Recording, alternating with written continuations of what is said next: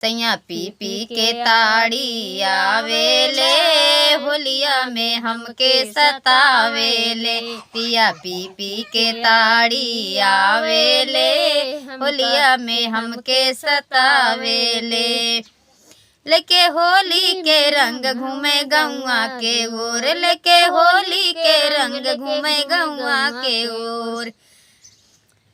बोले जोगी जी सारा रा रा, बोले सबसे उजोर। जोगी जी सारा रा रा, बोले सबसे उजोर। वो तो हमरऊ बहिने गरिया वेले, वो तो हमरऊ बहिने गरिया वेले। होलिया में हमके सतावेले, वो तो हमरऊ बहिने गरिया वेले।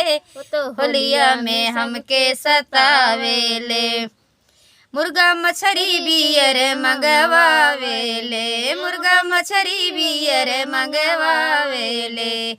पिया बउरहवा सबका बोलावेले, पिया बउरहवा सबका बोलावेले।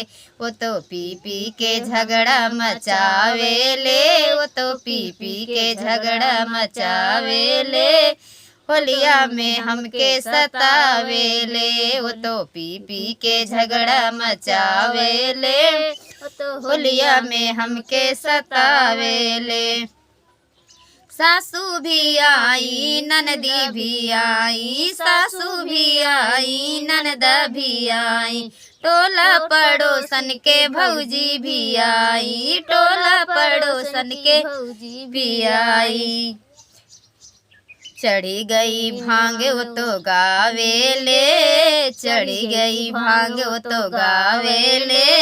पी पी के झगड़ा मचावेले, चढ़ी गई भांग वो तो गावेले।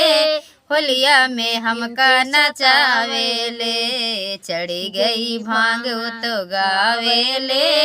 होलिया में हमका नचावेले। सैया पी पी के ताड़ी आवेले, होलिया में हमका सतावेले।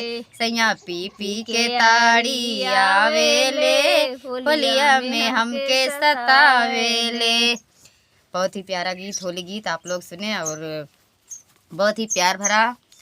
और हमने आप सबके लिए ये गीत गाया है। और कैसा लगा आप सभी को हमारे तरफ से हैप्पी होली और ढेर सारी शुभकामनाएं। बहुत अगर फेसबुक पर देखते हैं तो प्लीज़ भाई बहन लोग आप लोग फॉलो करें और हमारा सपोर्ट करें। अच्छा लगे तो शेयर करें और हमारा यूट्यूब चैनल सब्सक्राइब करें, वीडियो को लाइक करें। और बताना ना भूलें कि गीत कैसा लगा आप सबको।